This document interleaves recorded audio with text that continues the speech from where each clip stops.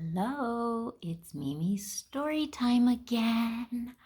Today we're going to read The Sandman. It's by Baby's First Book Club, illustrated by Judy, Deykin. So here we go, okay? Far, far away, up in the sky, the Sandman lives on a fluffy white cloud. During the day, when all the people down on Earth are awake, the Sandman is asleep. At night, when everyone on Earth is sleeping, the Sandman is awake. The Sandman's best friend is the moon. Every night, as it starts getting dark, the moon gently wakes the Sandman by whispering softly, "Wake up, Sandman. It's time to sprinkle sleep dust over all the little children." Then the Sandman gets up, opens his umbrella, and floats down to Earth. There he is, floating down, waking up. And there he is. See him floating? He's floating down, and he sees a little girl. Let's see what it says. Tonight I'll start with Anne. That's my name. Thought the Sandman one clear evening, and he glided down to her house.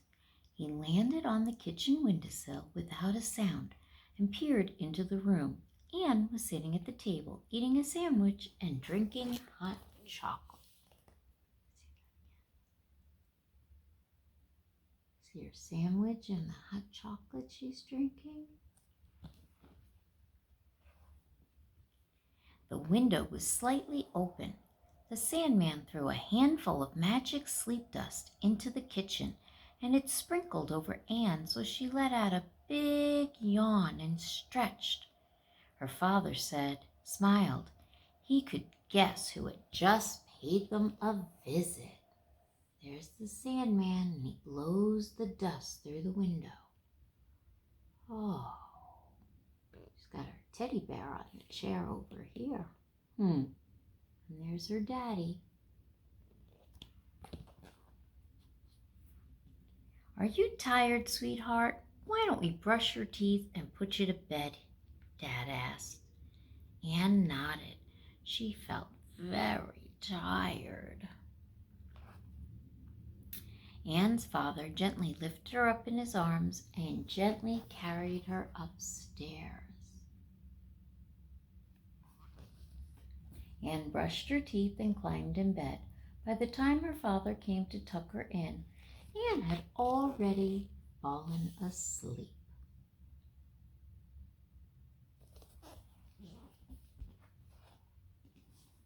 The Sandman continued on his route.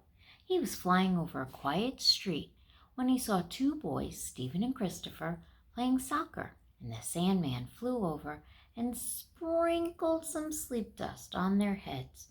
The two boys suddenly felt very sleepy. See the sleep dust? Yeah.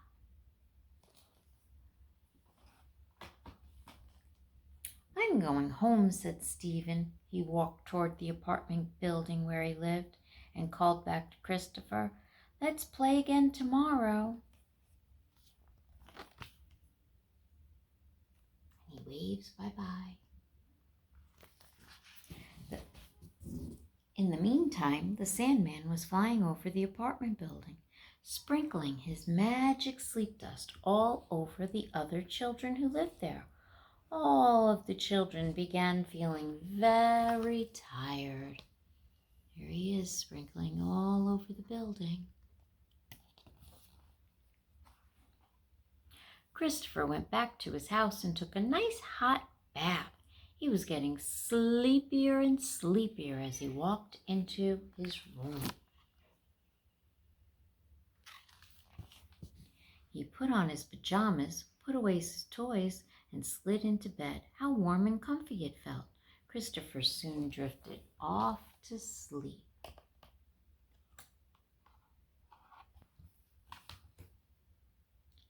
At last,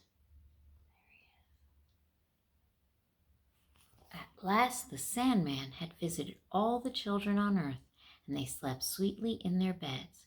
As the Sandman flew up towards his cloud, he passed Christopher's house. The Sandman smiled when he saw Christopher asleep in his bed. The Sandman hummed his favorite lullaby as he flew. His best friend, the moon,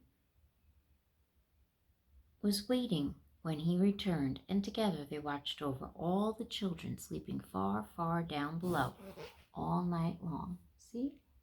There's Christopher in his bed. The end. That was a nice story. We'll see you next time. Good night.